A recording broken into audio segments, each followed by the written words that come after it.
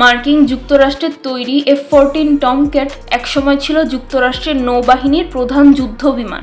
কিন্তু 1979 সালের ইসলামী বিপ্লবের আগে মার্কিন যুক্তরাষ্ট্র তার প্রধান মিত্র ইরানের শাহ রেজা পাহলভির সরকারের অধীনে এই আধুনিক যুদ্ধ বিমান সরবরাহ করে।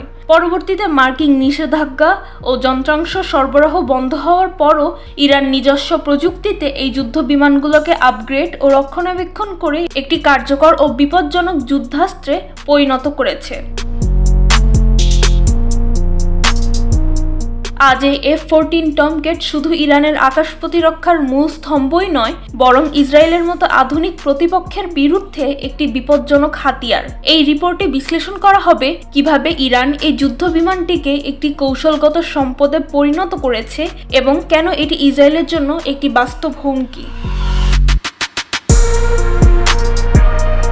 1970-এর দশকে ইরান যখন মধ্যপ্রাচ্যে যুক্তরাষ্ট্রের ঘনিষ্ঠ মিত্র ছিল, তখন তারা 80টির মতো F-14 টমক্যাট অর্ডার দেয় এবং প্রায় 79টি ইরানে পৌঁছায়। এই যুদ্ধ বিমানগুলোর সঙ্গে ছিল M54 ফিনিক্স ক্ষেপণাস্ত্র, যা তৎকালীন সময় বিশ্বের সবচেয়ে শক্তিশালী দীর্ঘ পাল্লার এয়ার টু এয়ার মিসাইল ছিল।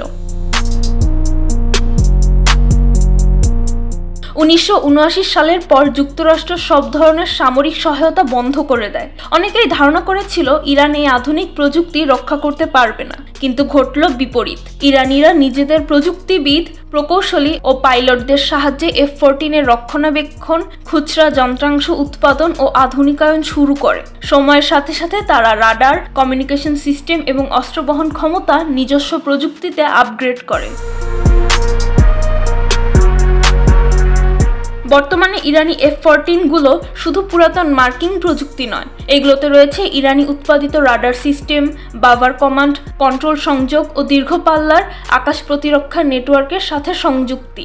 এছাড়া ইরান F-14 তাদের নিজস্ব ক্ষেপণাস্ত্র যেমন ফ্যাকিওর 90, যা M54 ফিনিক্সের ইরানি সংস্করণ যুক্ত করেছে।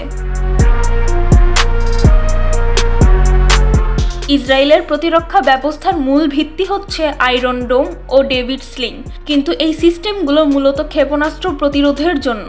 ইরানি F-14 যখন উচ্চ গতিতে ও উচ্চতায় উড়ে আসে এবং ফ্যাকিওর 90 এর মতো মিসাইল ছোড়ে, তখন এগুলোকে থামানো কঠিন হয়ে পড়ে। F-14 এর শক্তিশালী রাডার এবং দীর্ঘ পাল্লার অস্ত্র ইসরায়েলের বিমান বাহিনীর জন্য বিপজ্জনক। ইরান এসব বিমানকে প্রহরাদার হিসেবেও ব্যবহার করতে পারে, যা গোয়েন্দা তথ্য সংগ্রহে কার্যকর। ইসরায়েলের বিরুদ্ধে যদি কোনো পূর্ণাঙ্গ যুদ্ধ শুরু হয়, তবে F-14 এর ভূমিকা হতে পারে গেম চেঞ্জার। ইরান শুধু আজ বিমান নির্ভর নয়, তারা সফলভাবে ড্রোন যেমন শহীদ ও মাহজের এবং ব্যালিস্টিক ক্ষেপণাস্ত্রকে তাদের F-14 প্ল্যাটফর্মের সাথে যৌথভাবে ব্যবহার করার সক্ষমতা অর্জন করেছে। অর্থাৎ F-14 শত্রু আকাশসীমা পর্যবেক্ষণ করে লক্ষ্য নির্ধারণ করবে এবং ক্ষেপণাস্ত্র ও ড্রোন ওইসব লক্ষ্যবস্তু ধ্বংস করবে।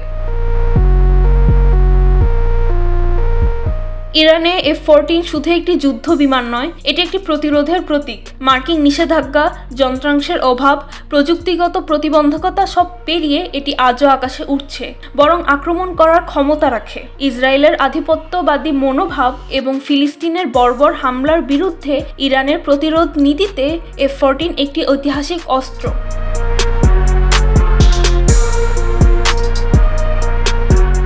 যদিও F-14 একটি পুরনো যুদ্ধ বিমান, তবুও ইরানের হাতে এটি একটি আধুনিক, শক্তিশালী এবং কৌশলগত হুমকি হয়ে উঠেছে। এই বিমান কেবল ইসরায়েলের নয়, বরং পুরো মধ্যপ্রাচ্যের শক্তির ভারসাম্যকে চ্যালেঞ্জ জানাচ্ছে। আধিপত্যবাদী শক্তির বিরুদ্ধে আজ এটি প্রতিরোধের এক উজ্জ্বল দৃষ্টান্ত। ইরান হয়তো প্রযুক্তির দিক থেকে পেছনে, কিন্তু ইচ্ছাশক্তি, কৌশল এবং আত্মনির্ভরতায় অনেক এগিয়ে গিয়েছে। F-14 তার জীবন্ত প্রমাণ।